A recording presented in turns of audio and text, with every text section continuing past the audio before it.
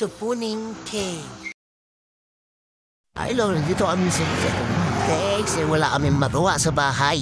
Iniwan muna namin, anak namin, di namin sinama. Eh, kasama ko yung misis ko, yung sexy. Ayun, ito, ataw siya. Teka lang, iyaran muna namin yung daan, ha? Hindi mo mo ito. Pag-teleport tayo, papunta ron. Ganun mo.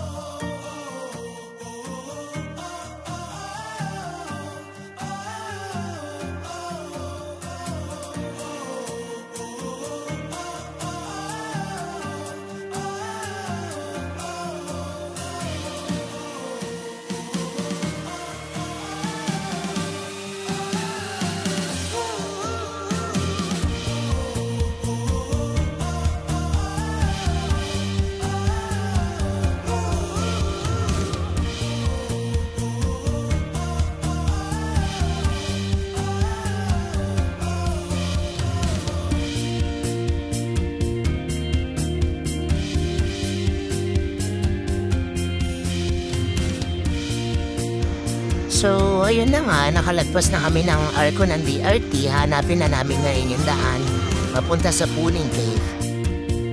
Ito na nga, itong crossing ito ang nagtakda ng kapalaran namin sa biyahe. Nakakatakot yun. So, hindi namin alam kung tama ba itong dinadaanan namin. Ang alam lang namin, wala na kami nakakasalubong. Hindi na tama pag wala kang Ha? Totoo ba, Dad? Oo. Nakita mo ba sa vlog? May ganito? Ha? At ang alam namin, may sinasabi yung mga bata kanina. Na-upload ko dyan, kaya. Hindi eh, Dad eh.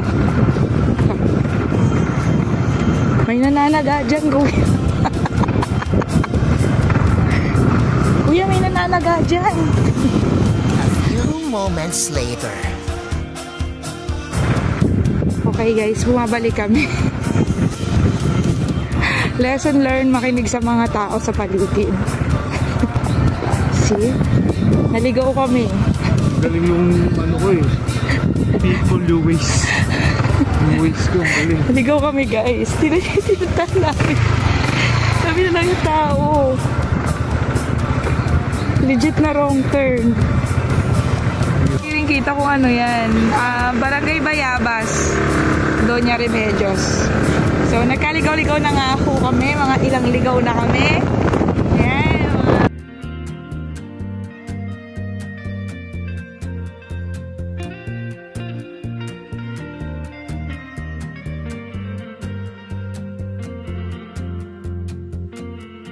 A few years later. So, ayun, papasok na nga tayo sa registration area matapos kung saan pagkaligaw. So, ang entrance natin, 20 pesos per head, 20 pesos din sa parking. Tapos kung gusto mo pumasok sa falls, sa cave, 100 pesos yun. Last tour guide, minimum of 4 person. Okay, dito kayo magpaparegister for your safety. So, ito yung mga cottages. Cottages ranging from 150 to 300 pero pwede ka ding mag-table or pwede ka ding mag-overnight camping.